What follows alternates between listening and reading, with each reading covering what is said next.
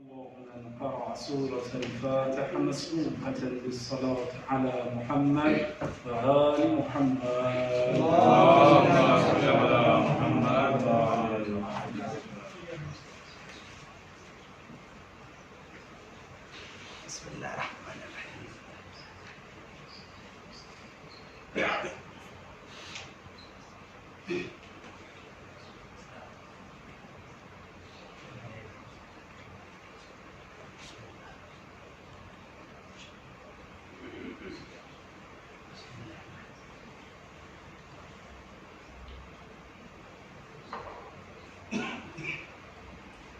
أعوذ بالله من الشيطان اللعين الرجيم.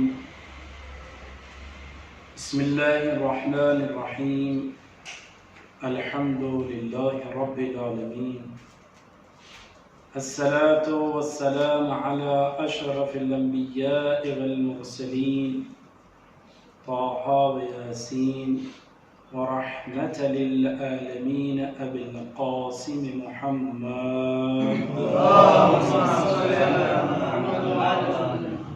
اللهم صل على من قال هذه الكلمات: يا مالك الملك، يا حازم الأحزاب، يا مفتح الأبواب، يا مسبب الأسباب، سبب لنا سببا لا نسد له طلبا، بحق لا إله إلا الله وبحق محمد رسول الله. اللهم صل على محمد وعلى سيد المطهر وإمام المظفر وشجاع الغضنفر أبي شبير وشجر أبي الحسنين أمير المؤمنين علي بن أبي طالب. اللهم صل على محمد وعلى أهل بيته الطيبين الطاهرين المعصومين المنتجبين، لا سيما على بقية الله الأعظم الحجة لابن الحسن الثاني عشر المهدي المنتظر. اللهم صل على محمد وآل محمد. ولعنة الله على أعدائهم أجمعين من الآن إلى قيام يوم الدين، لا سيما الجبت والتاغوت. أما بعد، فقد قال الله تبارك وتعالى في محكم كتابه المجيد وهو أصدق الصادقين. بسم الله الرحمن الرحيم. أفلا ينظرون إلى الإبل كيف خلقت. صلى الله على محمد وعلى محمد. اللهم صل على محمد. قبل اس کے کچھ عرض کروں حضرات سے گزارش گزار ہوں کہ ایک مرتبہ سورہ حمد، 3 مرتبہ سورہ اخلاص کی تلاوت فرما کر مرحوم و مغفور سید زین العابدین ابن سید محمد یوسف صاحب اور مرحوم و مغفور سید النسیم النساء بن سید حسن مہدی صاحب صاحب العزیز. بسم الله الرحمن الرحيم.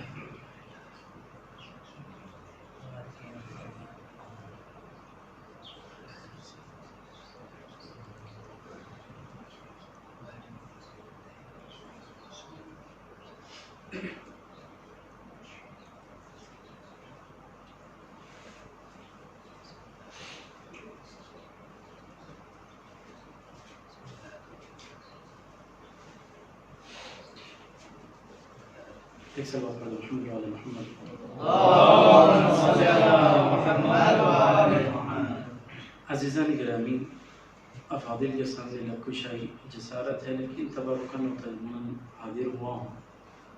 عرض خدمت یہ ہے، اس آیت مبارکہ میں اللہ نے دعوت فکر دی ہے، اور قرآن مجید میں اور سیرت نبوی میں اور ائمہ اطہار علیہ السلام کے اقوال کی روشنی میں ہر جگہ ہر وقت اہل بیت علیہ السلام نے دعوت فکر دی. کبھی آیت کے آغاز میں کہا افلا ينظرون الى الابل کیف خلقت، انسان کیوں نہیں سوچتا کہ اللہ نے اونٹ کو کیسے پیدا کیا. وَإِلَى السَّمَاءِ كَيْفَ رُفِعَتْ، کہ آسمان کو اللہ نے بغیر کسی ستون اور سہارے کے شامیانہ بنا دیا۔ وَإِلَى الْأَرْضِ كَيْفَ سُطِحَتْ، کیوں انسان غور و فکر نہیں کرتا کہ اللہ نے مچلتے ہوئے پانی پر زمین کو بچھا دیا۔ وَإِلَى الْجِبَالِ كَيْفَ نُصِبَتْ، کیوں یہ غور نہیں کرتا کہ ہم نے آسمان اور زمین میں استقرار کے لیے پہاڑوں کو میخ بنا دیا۔ کبھی آیت میں کہا ابتدا میں افلا ينظرون، تو کبھی آخر میں کہا لعلکم تتفکرون، کاش تم صاحب فکر ہوتے، یا لعلکم تعقلون، کاش تم تعقل سے کام لینے والے ہوتے۔ یا پھر آیتوں کو گنانے کے بعد کا یہ تمام آیتیں ان افراد کے لیے اولی الالباب، صاحبان عقل کے لیے ہیں، اور یہ دعوت فکر غیر مسلم کے لیے محصور نہ کی جائے، بلکہ مسلمان اس سے اپنے آپ کو مستغنی نہ سمجھے اور کہیں کہ ہمیں ضرورت نہیں ہے۔ تو خدا نے انہیں بھی جھنجھوڑتے ہوئے کہا افلا یتدبرون القرآن، کہ کیوں قرآن میں تدبر نہیں کرتے، اس لیے کہ حقیقی اسلام وہ ہے جو تعقل اور تدبر و تأمل کے بعد قبول کیا جائے۔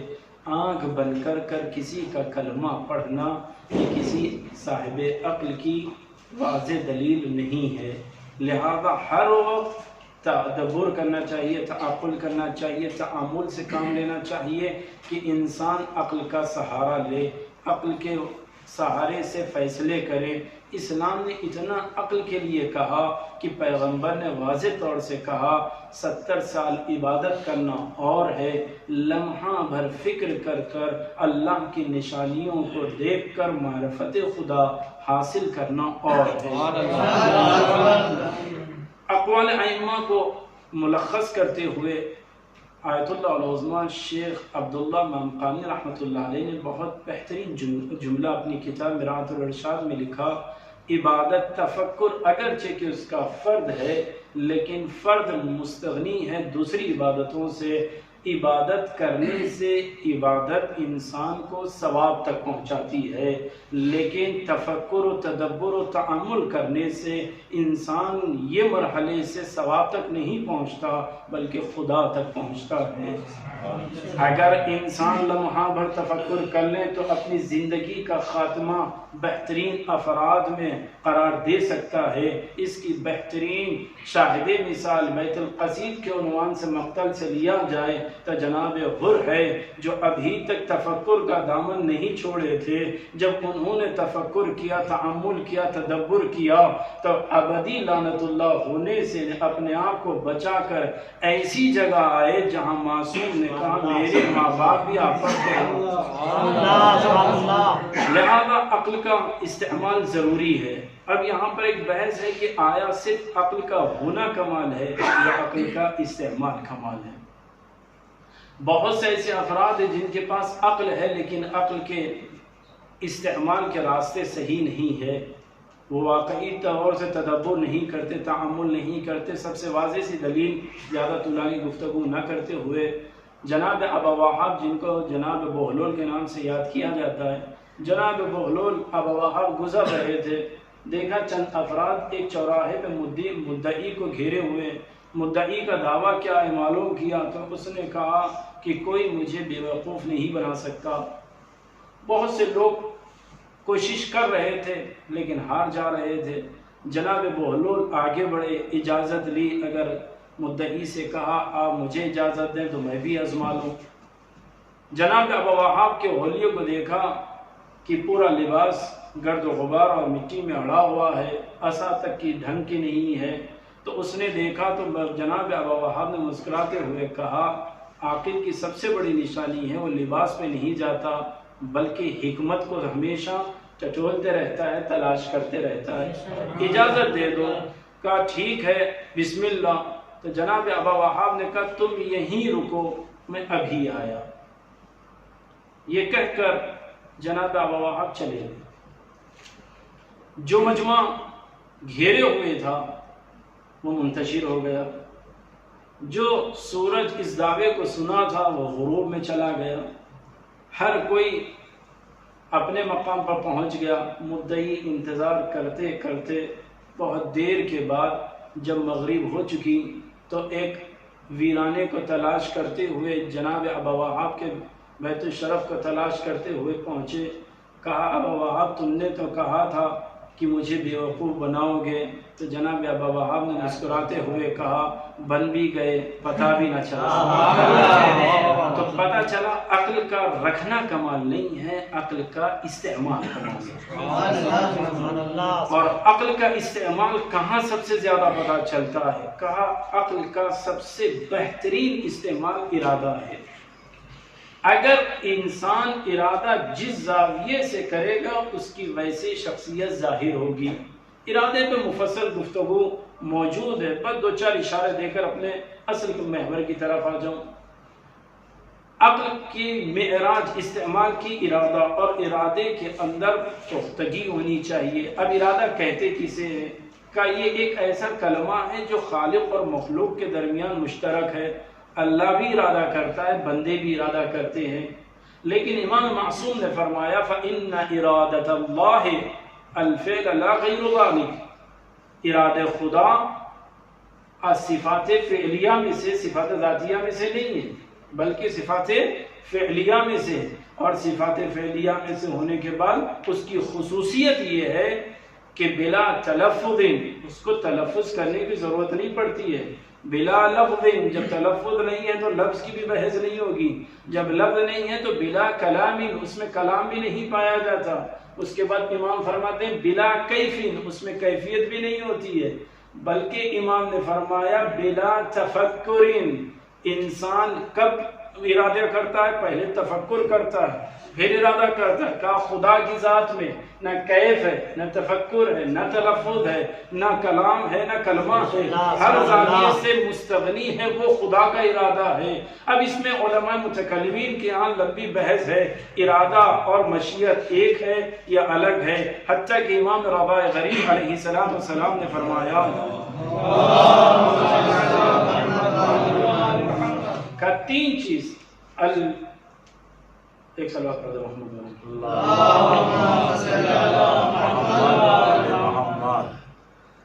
یہ بھی ایک صحابہ ہے، صحب سے ہے، سجین سے ہے، وہ سواد سے، دونوں خراب، ایک صلوات پڑھ محمد۔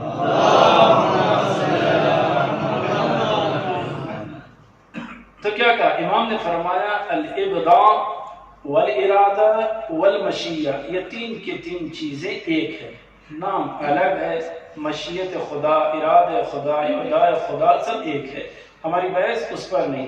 اب آئیں بشر کے ارادے پر۔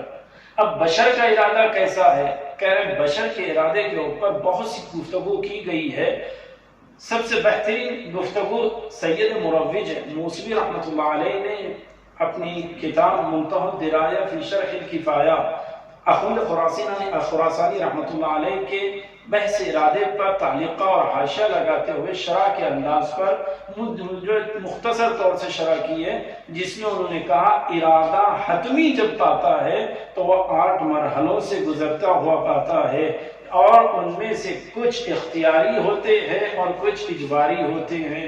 جیسے ارادہ وہ کرتا ہے جب اس میں شوق ہو، اس کے اندر قدرت ہو، اختیار ہو، پوری بحث موجود ہے۔ ارادہ کمال اور معراج کی منزل ہے، لیکن اس ارادے کو اہل بیت نے اتنا مضبوط قرار دیا اور کہا کہ دیکھو یہ ارادہ رحمت کا بھی ذریعہ ہے۔ کہ معصوم کیسے؟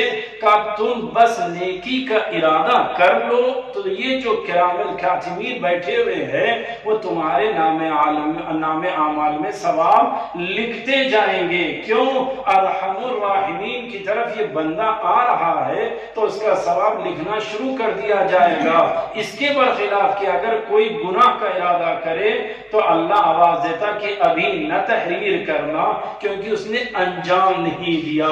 تو مومن کا ارادہ اتنا افضل ہے کہ رحمت خدا خود بخود چلتے ہوئے اس کے پاس آ رہی ہے۔ لہذا ارادہ اہم شے ہے۔ اگر یہ ارادہ نہ ہو تو آپ دیکھیں عبادتوں کے اندر جب ارادہ پائے تکمیل پر پہنچتا ہے تو نیت بنتی ہے اور پوری زندگی نیت پہ دار و مدار ہوتی ہے، چاہے عبادات ہو چاہے معاملات ہو۔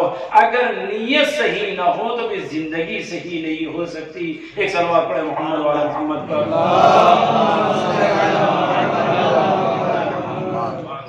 اب یہ واضح کر دو، ارادہ ایسا ہونا چاہیے کہ جس کے آثار علماء اعلام نے کہا، علماء نفس نے بھی کہا کہ خود اگر فی نفس ہی ہے تو اس کے ذہن اور قلب کے اوپر ارادہ اثر انداز ہوتا ہے۔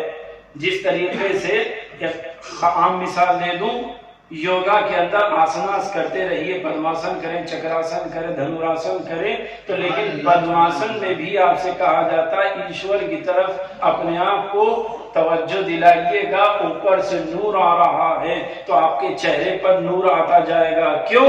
اس لیے کہ ان کے پاس عبادت کا کوئی ذریعہ نہیں تھا، اس لیے جو وہ اپنے آپ کو خدا کی طرف متوجہ کر سکے ایسا کوئی راستہ نہیں تھا، اس لیے انہوں نے کہا پدماسن کر لو، ایشور سے اپنے آپ کو منسلک کر لو تو چہرہ منور ہوگا۔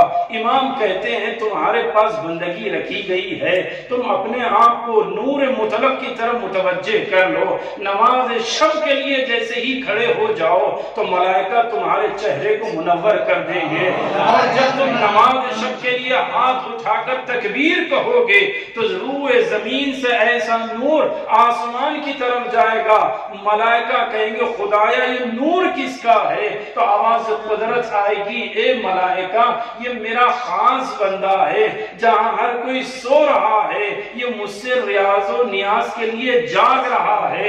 اب امام باقر کہتے ہیں ملائکہ کو حکم خدا ہوتا ہے جاؤ اور اس بندے کی جو دعا ہے مستجاب کر لو، اس لیے کہ اس نے میری طرف توجہ دی ہے۔ تو پتا چلا جس کے پاس جیسے ارادے ہوتے ہیں ویسے اثرات مرتب ہوتے جاتے ہیں۔ اب جب یہ بات واضح ہو گئی تو اب یہاں رک کر ایک بات کہوں، ارادہ ذہنی ہوتا ہے، خارجی نہیں ہوتا۔ ان لفظ کی وضاحت یہاں ابس ہوگی، صرف اشارہ دیتا ہوا چلو، ارادہ ذہنی ہوتا ہے، خارج میں نہیں ہوتا ہے، الا یہ کہ یا تو وہ مکتوب کی شکل میں ہو یا ملفوظ کی شکل میں ہو تو ہی آپ اس کے اوپر حمل کر سکتے ہیں، لیکن اس میں بھی بحث ہوتی قرائن ہے یا نہیں ہے، اس کے الفاظ واضح ہے یا واضح نہیں ہے، ان قصدین ہے ان قصدین نہیں ہے، بدون قصد ہے، مستعمل ہے، محمل ہے، یہ سب بحث آ جائے گی۔ کیوں؟ ملفوظ کی بحث ارادے کے بعد ہوتی ہے۔ میرے جملوں کو غور سے سنیے گا، میں کہاں لے جانا چاہتا ہوں۔ کہتے ہیں ارادے کے بعد ملفوظ کی بحث ہوتی ہے، تو ملفوظ پر بحث مرحلے ثانی میں ہوتی ہے، لیکن مرحلے اولا میں ارادے میں ملفوظ کی بحث نہیں ہوتی، مکتوب کی بحث نہیں ہوتی ہے، بلکہ ارادے کی تقویت پر اس کے آثار جیسے ظاہر ہو جائیں اس پر بحث ہوتی ہے۔ اب ہم سے کبھی یہ نہ پوچھنا کہ امیر المؤمنین صلوات اللہ وسلامہ علیہ نے آیا مردے کو جب زندہ کیا قم باذن اللہ کہا یا قم باذنی کہا، سورج پلٹ آیا تو قم باذن اللہ کہا یا قم باذنی کہا، یا کسی اور زاویے سے کہا، ہمیں یہ بحث مرحلے ثانی میں آ کر ہوتی ہے۔ ہم یہ کہتے ہیں علی اس ذات کا نام ہے جو ارادہ کر لے وہ ہوتا جاتا ہے، نہ تلفظ کی ضرورت ہے، نہ لفظ کی وضاحت ہونی چاہیے، نہ کلام کا محتاج ہے، بلکہ اگر زندہ کو تابوت میں لایا جائے تو علی اگر ارادے سے تکبیر کہتے تو مردہ ہو جائے، اور اگر مردہ کہیں تو زندہ ہو جائیں۔ یہ علی کا زمانہ ہے۔ آئے امام حسن مجتبی علیہ السلام میں جب امیر شام معاویہ ملعون نے لعنت کے ذریعے سے اور ایسا ماحول لعنتی نے بنا دیا کہ امام حسن مجتبی کھڑے ہوئے، بڑے مجمع میں امام نے خطبہ دیا، نجم الحسن کراروی صاحب نے اس روایت کو لکھا ہے، اور امام نے کہا میں وہ ہوں جسے بہترین علم اللہ نے دیا، تحت الثری کی خبر دے سکتا ہوں، خشکی کے بارے میں خبر دے سکتا ہوں، میں وہ ہوں جو مشرق کے بارے میں جانتا ہوں، میں مغرب کا علم رکھتا ہوں، میں چاہوں تو ادھر سے ادھر، ادھر سے ادھر جس چیز کو چاہے بدل سکتا ہوں۔ تو ایک منکر اٹھا اور اٹھ کر کہا یہ بات مجھے ہضم نہیں ہوتی۔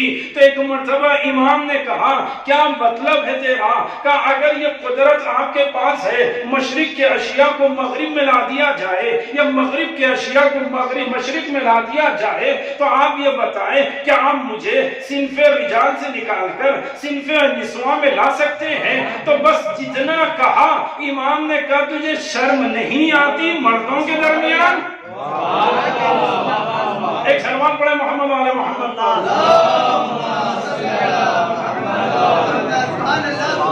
ارادے سے تعلق ہے، اپنے مطلب کی طرف جلدی آ جاؤ۔ چوتھے امام کی زندگی دیکھے، امام نے ہاتھ دھویا تشت میں زیور بن گئے، امام نے تلفظ نہیں کیا۔ سب سے بڑی بات عدم سے وجود، وجود کو عدم میں تبدیل کرنا۔ ارادے امام میں اتنا ہے کہ جب جادوگر جمع ہو گئے اور آزمائش کرنے لگے تو امام نے قالین کے شعر کو دیکھ کر بس تصوراً یہ کہا کہ تیرے امام کی توہین ہو اور تو دیکھتا رہے۔ وہ قالین کا شعر وجود میں آیا، ساحر اور جادوگروں کو کھایا، پھر قالین کے نقشے میں جا کر معلوم ہو گیا۔ تو یہ امام ہیں جن کے ارادے جیسے ہوتے ہیں وہ تصرف کون رکھتے ہیں۔ تو اب ان کے چاہنے والوں کی میں مثال کیا دوں؟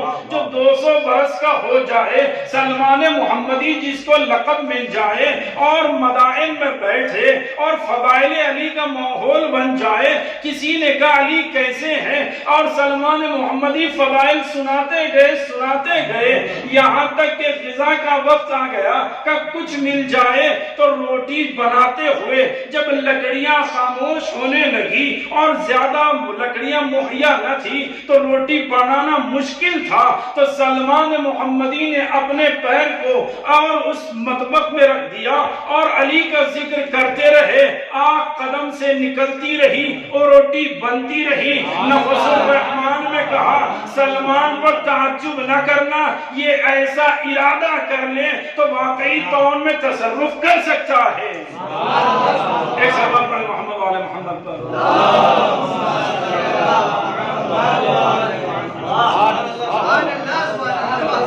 عقل کی معراج ارادہ ہے، ارادہ جیسا ہو اتنا ہی اثر ملتا ہے۔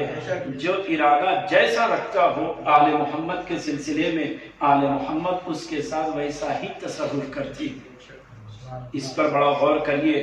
بحرین کا واقعہ مشہور ہے جہاں امام نے مدد فرمائی تھی، امام نے وہی جملہ کہا۔ جب 3 دن کے بعد امام نے مدد فرمائی تو اس آدمی نے کہا مولا پہلے ہی دن مدد کر دیتے، تشیع کو انتظار کرنا نہ پڑتا۔ تو امام نے کہا خدا کی قسم اگر پہلے ہی دن تم وہاں یہ کہہ دیتے میں ابھی امام کو بلاؤں گا تو میں یقیناً چلا آتا۔ تو تمہارے بلانے میں کمی تھی، میرے آنے میں کمی نہیں تھی۔ تو ہمارے ارادے پہ ہے، اسی لیے کہا گیا جب ارادہ معراج پر پہنچتا ہے تو نفس مطمئن ہوتا ہے، میں اپنی منزل کی طرف آ گیا۔ جب ارادہ مضبوط ہو جائے تب جا کر انسان کا نفس مطمئن ہوتا ہے۔ اگر ارادہ واقعی طور سے قوی نہ ہو تو نفس مطمئن نہیں ہو سکتا۔ کیوں؟ اس کی واضح سے مثال آپ دیکھ لیں۔ اگر ایک گھر میں باپ اپنے بیٹے کو کہے 4 بجے بج رہے ہیں جاؤ کھیل لو، لیکن مغرب سے پہلے آ جائے، اب وہ گیا کھیلا، مغرب ہو گئی، کھیلتا رہا، عشاء کا وقت آیا، دوستوں سے ساتھ بات کرتا رہا، ثلث لیل گزرنے کے بعد جب اپنے گھر لوٹا تو ڈر کس کا تھا؟ باپ کا تھا، سامنا کرنا نہ پڑے، کہیں باپ ڈانٹ نہ دے۔ تو اب کرتے کیا ہے؟ آہستہ سے دروازہ کھولتے ہیں، کہیں باپ کی نگاہ نہ پڑ جائے، چھپ کر دبے قدم اپنے منزل کی طرف جاتے ہیں۔ کیوں؟ اس لیے کہ جس کا ضمیر مطمئن نہیں ہوتا ہے وہ اپنے گھر میں خود بخود غیر ذمہ دار ہونے کے ساتھ ساتھ بدنامی کا سامنا نہ ہو، توبیخ کا سامنا نہ ہو، کسی کی ڈانٹ پھٹکار نہ ہو، اپنے آپ کو اس تصور کی وجہ سے جب اپنا ضمیر مطمئن نہیں ہوتا تو اپنے ہی گھر میں جب آتا ہے تو ہاتھ پیر میں کپکپاہٹ ہوتی ہے، زبان میں لکنت آ جاتی ہے اور چہرے پر پسینے کے آثار اور قطرات نمودار ہو جاتے ہیں۔ کیوں؟ اس لیے کہ ضمیر مطمئن نہیں ہے۔ یہ ضمیر کیوں مطمئن نہیں ہوا؟ اس لیے کہ اس کے ارادے میں تذبذب پایا جاتا ہے، تردد پایا جاتا ہے۔ تو جس کے ارادے میں تقویت نہ ہو تو اس کا نفس اور اس کا ضمیر کبھی مطمئن نہیں ہو سکتا۔ علماء نفس نے کہا نفس مطمئنہ کے لیے اپنے ارادوں کو واقعی طور سے مضبوط رکھنا، ورنہ کبھی بھی بگڑ سکتے ہیں، کبھی بھی ارادے بدل جائیں تو تمام کا تمام ثواب چلا جائے گا۔ تو اب پتا چلا کہ عقل کا سب سے بڑا مرحلہ ہے، معراج ہے کیا؟ ارادہ، اور ارادے میں تقویت کا آنا اور تقویت ارادے کے ساتھ ضمیر کا مطمئن ہونا۔ جب ضمیر مطمئن ہوتا ہے نہ ہاتھوں میں لرزشیں ہوتی ہے، نہ پیروں میں کپکپاہٹ ہوتی ہے، نہ کہتے ہوئے تلفظ میں کوئی لکنت ہوتی ہے، نہ پسینے ٹپکتے ہیں، تو عزیزو اس کو کہتے ہیں ضمیر مطمئن تھا۔ اب ہمیں عاشور کے دن دیکھ لیں، چاہے کوئی آبی شہید ہو، جب مقتل میں گیا تو یہ کبھی نہیں دیکھنے ملا کہ کوئی رجس پڑھ رہا ہو تو زبان میں لکنت تھی یا کبھی اس کے ہاتھ پیر کانپ رہے تھے، بلکہ امیر المومنین کے فرزند کے پاس آ کر کہنے لگے ہمارے نفس اتنے مطمئن ہے، یا حسین اگر آپ اجازت دیں تو ہم اپنے ہی ہاتھوں سے اپنے سر کو قلم کر لیں گے۔ کیوں؟ نفس مطمئن تھا۔ اسی لیے معصوم نے کہا جب امیر المؤمنین کی زیارت پر جانا تو یہی کہنا مولا اللہم اجعل نفسی مطمئنۃ بقدرک، خدایا میرے نفس کو مطمئن بنا۔ اگر نفس مطمئن نہ رہا تو نہ اہل بیت پر ایمان رہے گا، نہ ہی خدا کی وحدانیت کا اعتراف کا محقق رہے گا۔ لہذا نفس کا اطمینان بہت اہم ہے۔ اسی لیے عزیزو کوئی کہیں پر بھی رہے اگر واقعی آل محمد سے مطمئن ہو تو دور ہی کیوں نہ ہو حسین اس کے قریب آ جاتے ہیں۔ ایک مثال اگرچہ کہ میں آپ کے خدمت سے عالیہ میں عرض کر دوں، یہ عام عادات کی ہے، صرف سمجھنے کے لیے۔ آل محمد علیہ السلام جیسے جو آئے اس کو اس زاویے سے جتنا وہ مانگے اتنا عطا کرتے ہیں۔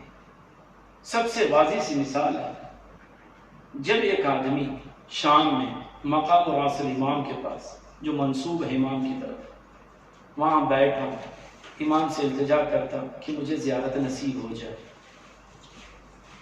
مجھے زیارت نصیب ہو جائے، ہر روز پابندی سے نماز کے لیے آتا، وہاں بیٹھتا، التجا کرتا، اور ایسا ایک دن آیا کہ وہ بیٹھا اور وہیں پر آنکھ لگ گئی، سو گیا۔ تو کیا دیکھا؟ امام خواب میں آئے، اسے لے کر چلے ہیں، مکہ معظمہ کی زیارت فرمائی، مدینہ منورہ کی زیارت کروائی، نجف، کربلا، کاظمین، سامرہ، مشہد اور موقرہ کی زیارت کرانے کے بعد لے جا کر چھوڑ دیا۔ غریب تھا، اتنی بڑی نعمت ملی، خوشی کے مارے سب کو بتانے لگا۔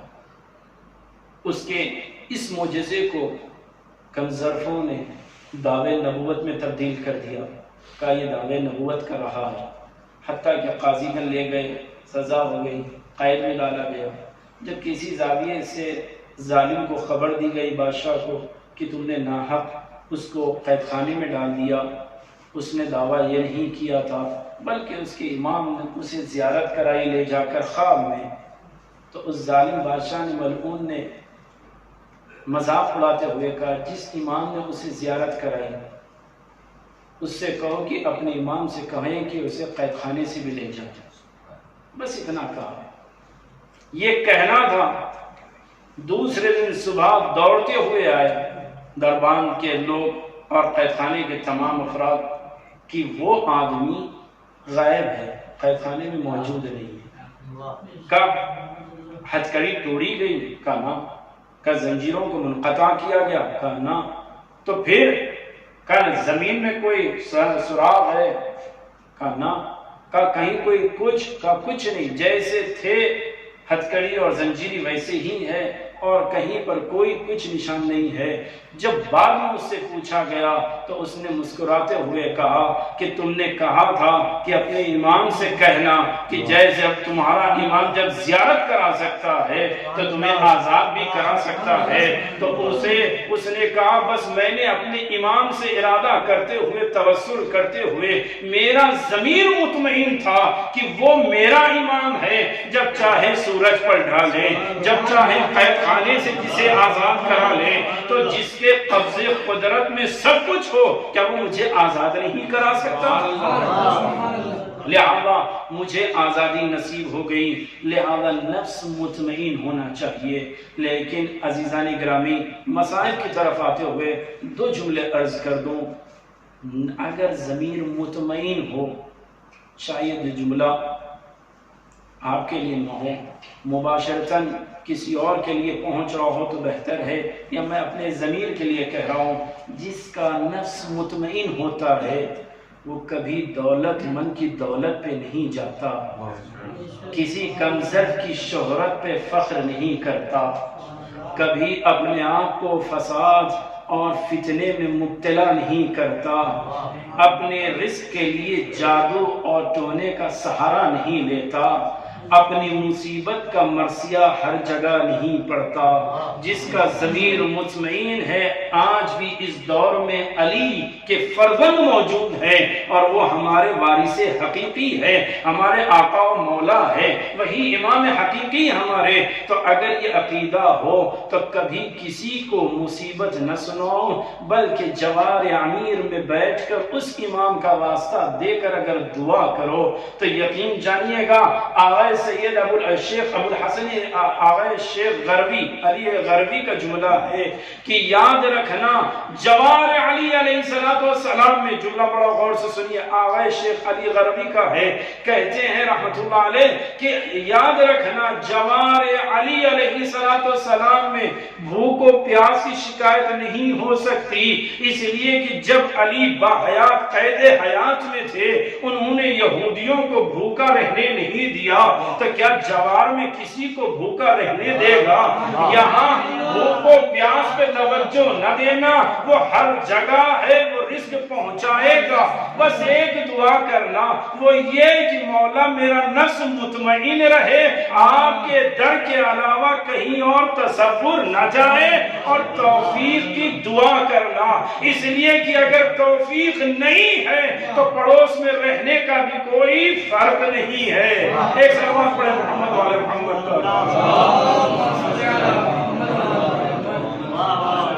لہذا عزیزو جتنا ہو سکے اہل بیت کی طرف متوجہ رہے جوار علی علیہ السلام میں، اس لیے کہ آل محمد کو الفاظ کی ضرورت نہیں ہے، بہتر مجھ سے آپ حضرات جانتے ہیں آل محمد ہوئے جو ہمارے رازوں سے واقف ہے۔ ظاہری حکومت کے لیے جب امیر المومنین کوفہ تشریف لائے 36 ہجری کے قریب، جب امام آئے تو پہلا خطبہ امام نماز جمعہ پڑھانے والے تھے، اعلان ہو گیا تو ہر کوئی مسجد میں جمع ہوا۔ ایک آدمی علیل تھا، اس نے کہا چلو میں بھی چلتا ہوں اور امام کے پیچھے نماز پڑھوں گا اور علی علیہ السلام سے ملاقات کروں گا۔ بیمار تھا، غسل کیا، مسجد میں گیا تو دیکھا مسجد جمع غفیر ہے اور مسجد پر ہو چکی ہے، صفوف اول میں تو جگہ نہ رہی، تو اس نے مسجد کے دروازے کے قریب بیٹھ گیا۔ نماز ادا ہوئی، خطبات اور نماز جب ادا ہو گئی تو لوگ ہر کوئی امام کے قریب آئے، کوئی ہاتھ کا بوسہ دیتا، کوئی غذا کا، کوئی قبا کا، کوئی امامے کا، چاروں طرف سے علی سے کوئی مصافحہ، کوئی معانقہ، کوئی تقبیل کے لیے آ رہا تھا۔ اس نے دیکھا بہت مشکل ہے علی سے ملنا، اور میں علیل بھی ہوں، کوئی مجھے جانتا بھی نہیں ہے، کوفے میں یہ راستہ دے دیں۔ یہ سوچ کر بس اس نے رخ بدلا کہ صحتیاب ہو جاؤں گا، شفایاب ہو جاؤں گا تو علی کی خدمت میں حاضر ہوں گا اور ان کی زیارت کر لوں گا، مصافحہ بھی کر لوں گا۔ یہ سوچ کر جیسے ہی رخ بدلا، کچھ آوازیں مسجد میں بدلی اور کیا دیکھا، صفیں ہٹتی گئی۔ اسد اللہ، اللہ کا بہترین بندہ امیر المومنین علی مرتضیٰ اس آدمی کے قریب آئے، اس کا ہاتھ لیا، اپنے سینے پر لگا کر کہا تمہاری طبیعت کیسی ہے، بخار کم ہوا کہ نہیں؟ تو وہ رونے لگا، کہنے لگا یا علی میں اس عالم میں ہوں، پردیس میں، مجھے کوئی جانتا نہیں ہے، میں یہ نہیں کہ میں بیمار ہوں، کوئی تیمارداری کے لیے آئے، کوئی نہیں آیا، اور آپ ابھی آئے ہیں سفر پر، مدینے سے ابھی تشریف لائے ہیں، آپ کو میرے بارے میں کیسے پتا چلا؟ تو امام علی کا ایک جملہ سن لیجئے گا عزیزو۔ امام علی نے فرمایا خدا کی قسم جس کی قبضے میں میری جان ہے، اس کی قسم کھا کے کہہ رہا ہوں میرے شیعوں کے بدن میں بعد میں حرارت آتی ہے، پہلے میں اسے محسوس کر لیتا ہوں۔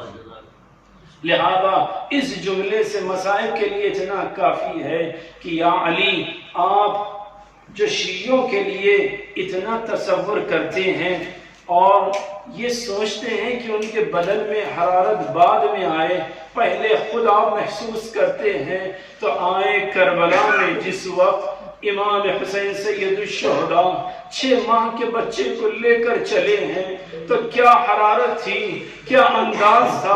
ابھی تک حسین نے ایسا مرثیہ نہیں پڑھا کہ آپ دیکھیں علماء اعلام کہتے ہیں جناب علی اصغر کو لے کر چلے ہیں، بس 2 روایتیں عرض کروں گا بات کو ختم کر دوں۔ امام لے کر چلے ہیں اور آئے ہیں تو ایک مرتبہ بچے کو بلند کیا۔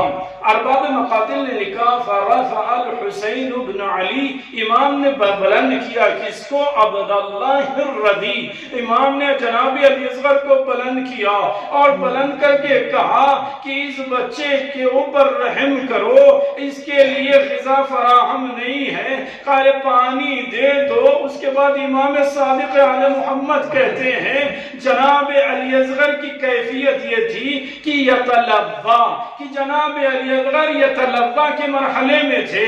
یتلبا لغت میں عربی میں اٹھا کر دیکھیں، یہ یتلبا تلبا جب دیکھتے ہیں تو کہتے ہیں کہ اس میں جس میں حرارت شدت سے پائی جائے اس کے لیے تلبا یتلبا استعمال ہوتا ہے۔ آغا مرواردی کہتے ہیں نہ بلکہ اس کے لیے بھی استعمال ہوتا ہے جب مچھلی کو پانی سے نکال دو جب تڑپتی ہے، کہنا اس کے لیے یتلبا استعمال نہیں ہوتا ہے، کہا پھر کہ جب تڑپتے تڑپتے اس کی زبان اس کے ہونٹوں پر آ جائے اور وہ حرکت کرنا چھوڑ دے، بس جب منہ کھولے اور بند کر دے، اس کیفیت کو یتلبا کہتے ہیں۔ امام صادق کہتے ہیں کہ امام حسین نے جب بلند کیا تو یتلبا علی اصغر منہ کھول رہے تھے اور بند کر رہے تھے۔ جیسے ہی عالم دیکھا تو ادھر آواز دی کہ اے حرملا اس کے امام حسین علیہ السلام کے کلام کو قطع کر دو، سوال آپ کو منقطع کر دو۔ سے شعبہ تیر جناب علی اصغر کے لیے استعمال کی گئی۔ ابھی وہ مسائل مصیبت پڑھنا یا سننا یا اس پر گریہ کرنے میں شرط اساسی ہے کہ انسان اس کو محسوس کر لے۔ نجم الحسن کراوی رحمت اللہ علیہ نے لکھا جب مختار نے پکڑ کر فرمولا سے پوچھا کہ میرے چوتھے امام نے تجھے کیوں پہلے یاد کیا، تو فرمولا نے کہا میں نے 3 تیر کربلا میں انوکھے بنائے تھے۔ کہا 3 تیر کیسے اور کیا اس کی خصوصیت تھی؟ کہا 3 تیر تو تھے، خصوصیت سب کی ایک تھی۔ کہا کیا تھی؟ کہا یہ تیر ایسا تھا کہ اس کی اتنی طاقت تھی اگر 7 لوہے کے پردے ہو اور یہ تیر چھوڑا جائے تو 7 لوہے کے پردوں کو چیرتا ہوا مطلوب اور نشانے پر جا لگ سکتا تھا۔ کہا اچھا یہ بتا یہ تیر میں اور کیا خصوصیت تھی؟ کہا یہ تیر ایک پھل کی نہ تھی، اس سے شعبہ تیر تھی۔ کہا عام طور سے یہ کب استعمال کی جاتی؟ کہ جب وحشی جانور قابو میں نہ آتا اس کے لیے استعمال کیا جاتا۔ اس کے بعد مختار نے سب کچھ پوچھا، مجھے وہ پوری روایت نہیں پڑھنا، اتنا ذہن میں رکھیے گا اس تیر کی خصوصیت یہ تھی اگر 7 لوہے کے پردے ہوتے تب بھی چیر کر اپنے مطلوب تک پہنچ جاتی اور اس کو پار کر جاتی، یا پھر اس کے لیے وحشی جانور کو قابو میں رکھنے کے لیے استعمال ہوتی ہے۔ اب یہاں پر ارباب مقاتل نے سوال اٹھایا 6 ماہ کے بچے کے لیے ایک چھوٹا تیر کافی تھا، بچہ کم سن تھا، منقا ڈھلتا اور بچہ شہید ہو جاتا، شہزادے علی اصغر کے لیے اتنا تیر کیوں استعمال ہوا؟ سید عبداللہ دستی کہتے ہیں اس لیے ابھی تو جملہ سننا جوار علی میں بیٹھے ہیں، جملہ بڑا دردناک ہے۔ آیت اللہ دستے عبداللہ دستی کہتے ہیں اتنا تیر، اتنا وزنی تیر، اتنا طاقت والا تیر صرف اس لیے استعمال ہوا کیونکہ بچے کا نام علی تھا، علی تھا، اس لیے استعمال ہوا۔ جیسے ہی تیر لگا امام نے چیخ مار کر کہا شیعتی لیتکم فی یوم عاشوراء، اے میرے شیعوں کاش کربلا میں ہوتے تو دیکھتے۔